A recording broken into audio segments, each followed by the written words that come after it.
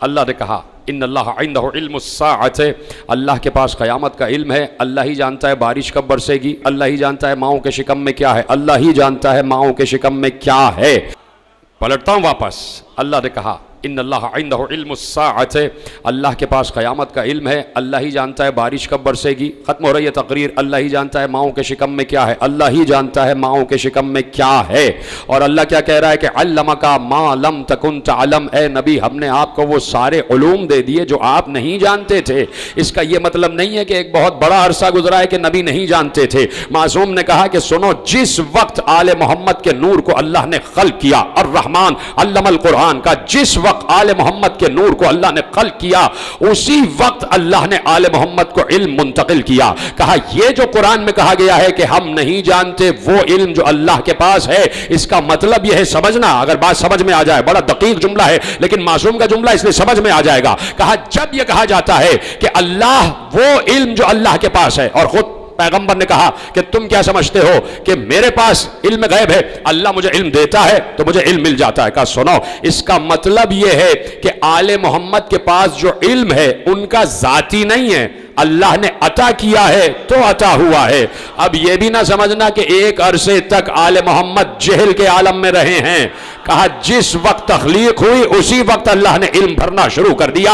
اب اللہ کہتا ہے منزل الغیث، اللہ کو معلوم ہے کہ بارش کب برسے گی۔ جاؤ دنیا کو بتاؤ کہ تاریخ اسلام کے، تاریخ آل محمد کے، علم معصومین کے جملے پڑھو، اس واقعات کو پڑھو اور پھر دنیا کو بتاؤ کہ اللہ جب علم دینے پر آتا ہے تو بخل نہیں کرتا، اللہ جب اقتدار دینے پر آتا ہے تو بخل نہیں کرتا، اللہ جب اختیار دینے پر آتا ہے تو بخل نہیں کرتا، اللہ جب اپنی نگاہ دینے پر آتا ہے تو بخل نہیں کرتا۔ اللہ نے کہا مجھے معلوم ہے کہ بارش کب برسے گی، اور میرے مولا علی کا، میرے رسول کا بڑا نواسا، علی کا بڑا بیٹا حسن مجتبی اپنی مسند پر بیٹھا ہوا ہے۔ کچھ لوگ آ گئے بہت دور دراز علاقے سے اور آ کر کہا فرزند رسول، فرزند رسول ہمارے علاقوں میں قحط پڑا ہوا ہے، عرصہ گزر گیا بارش نہیں ہو رہی، عرصہ گزر گیا بارش نہیں ہو رہی۔ ہم نے تو بچپن میں آپ کو رسول کے کاندھوں پر دیکھا ہے کہ رسول آپ کو کاندھے پہ بٹھا کے اللہ سے دعا مانگتے تھے، بارش برسنا شروع ہو جاتی تھی۔ فرزند رسول ہماری فصلیں خشک ہو رہی ہیں، ہمارے بچے پیاسے ہیں، آپ دعا کریں۔ ایک بار حسن نے ان کو مخاطب کر کے کہا سنو، کیا چاہتے ہو، پانی والی بارش ہو یا برف والی بارش ہو یا موتیوں والی بارش ہو؟ قرآن ورثہ ہے، قرآن ورثہ ہے، میں وارث ہوں۔ رات دنیا کو بتاؤ کہ ہم ہیں علم خدا کے وارث، ہمیں اللہ نے علم خدا عطا کیا ہے، اور آج تک علم خدا آل محمد ہی کے در سے تقسیم ہو رہا ہے۔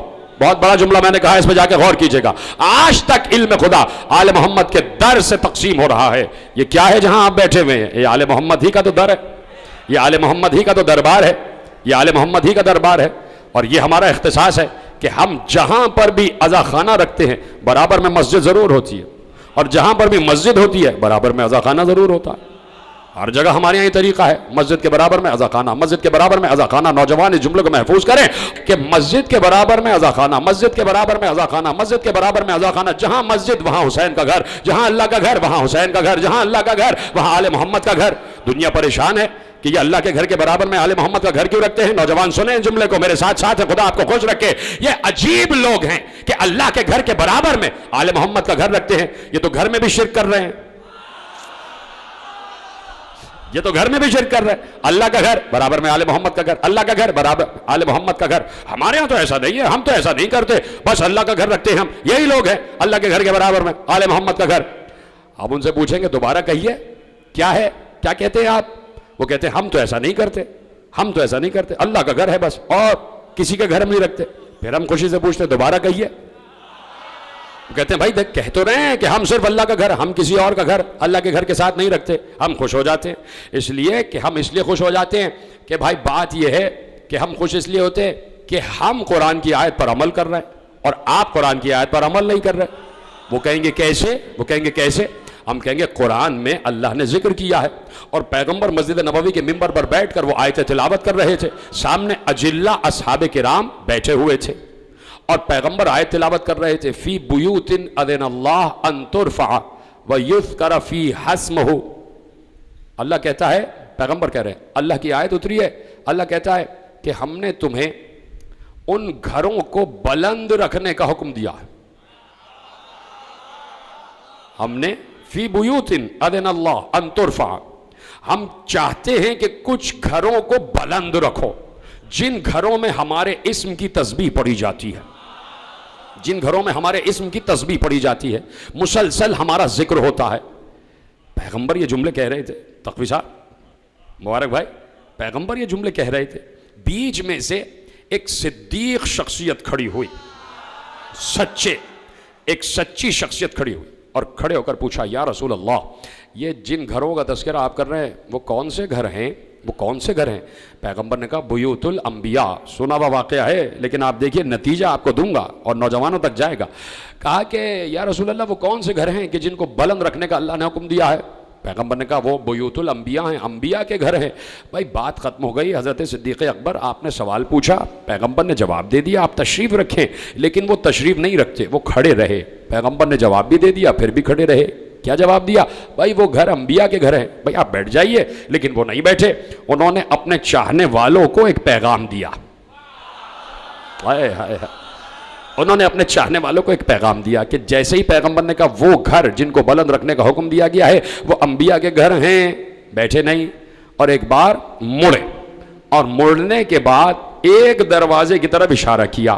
وہ ایک دروازہ جو مسجد نبوی میں کھلا ہوا تھا. جو پہنچا ہے اس کو میرا سلام ہے، اور جو نہیں پہنچا اس کو ابھی پہنچاتا ہوں. ایک دروازہ جو مسجد نبوی میں کھلا ہوا تھا، جان بوجھ کر روایت پڑھ رہا ہوں اس لیے کہ ابھی ایک انفارمیشن دینے جا رہا ہوں آپ کو. ایک دروازہ جو مسجد نبوی میں کھلا ہوا تھا، صرف ایک، باقی سارے دروازے بند کروا دیے گئے. صحاح ستہ میں لکھا ہوا ہے باقی سارے دروازے بند کروا دیے گئے، صرف ایک دروازہ تھا جو کھلا ہوا تھا. اب حضرت صدیق اکبر مڑے اور اس دروازے کی طرف اشارہ کیا، اور روایت کہتی ہے اشارہ کیا بیت علی و فاطمہ کی طرف، اور اشارہ کر کے کہتے یا رسول اللہ کیا یہ گھر بھی انہی گھروں میں ہے؟ جیتے رہے آپ سلامت رہے. کہا یا رسول اللہ کیا یہ گھر بھی انہی گھروں میں ہے؟ اب سوال کرنے والا صدیق اکبر جیسا ہو تو جواب دینے والا تو صدیق اعظم ہے نا، صادق اعظم ہے نا، صاحب لولاک ہے نا، محبوب خدا ہے نا. جیسے ہی صدیق اکبر نے سوال کیا یا رسول اللہ یہ علی و فاطمہ کا گھر بھی کیا انہی گھروں میں ہے؟ پیغمبر نے جھومتے ہوئے کہا ہاں ان گھروں میں تو ہے، لیکن یاد رکھو یہ گھر ان گھروں سے بہت افضل ہے. جیتے رہے آپ سلامت رہیں. اب نتیجہ دینے جا رہا ہوں. کہا یہ گھر نعم من افاضلھا، یہ گھر ان گھروں سے افضل ہے، یہ گھر انبیاء کے گھروں سے افضل ہے. پیغمبر نے پیغام دے دیا. حضرت صدیق اکبر بیٹھ گئے. راوی نے محفوظ کیا اور یہاں تک صحاح نے لکھ دیا کہ پیغمبر نے بتایا کہ علی و فاطمہ کا گھر انبیاء کے گھروں سے افضل ہے. پوچھنا یہ چاہتا ہوں عالم اسلام سے، اس گھر کا دروازہ کہاں کھلا ہوا تھا؟ اتنا مشکل سوال نہیں ہے. اس گھر کا دروازہ کہاں کھلا ہوا تھا؟ مسجد میں. کون سی مسجد؟ نبوی مسجد، جس کے اینٹیں اور گارے بنانے میں خود پیغمبر کے ہاتھ صرف ہوئے ہیں. اس مسجد نبوی میں علی و فاطمہ کے گھر کا دروازہ کھلا ہوا تھا. پہلے کچھ اور دروازے بھی کھلے ہوئے تھے. ایک بار حکم آیا اے نبی سارے دروازے بند کرو سوائے علی و فاطمہ کے گھر کے. سارے دروازے بند کروا دیے رسول اللہ نے. عالم اسلام کی ہر کتاب میں لکھا ہوا ہے، یہ ہر کتاب میں روایت لکھی ہے کہ سارے دروازے بند ہوئے. اس روایت کا نام ہے کہ سد ابواب یعنی دروازے بند کروانے والی روایت. پیغمبر نے سارے دروازے بند کروا دیے، صرف ایک دروازہ کھلا رہا، علی و فاطمہ کے گھر کا دروازہ. کچھ لوگوں نے عرض کی ہاتھ جوڑ کر یا رسول اللہ ایک کھڑکی کی اجازت دے دے. پیغمبر نے کہا نہیں. کہا اچھا ایک سوراخ کی اجازت دے دے. کہا نہیں، تم کیا سمجھتے ہو کیا میں اپنی طرف سے کہہ رہا ہوں؟ اللہ نے کہا ہے سارے دروازے بند کروا دو. تو ایک دروازہ تھا علی و فاطمہ کے گھر کا دروازہ جو مسجد میں کھلا ہوا تھا. وہ دن ہے اور آج کا دن اس آیت پر ہم آج تک عمل کیے ہوئے ہیں.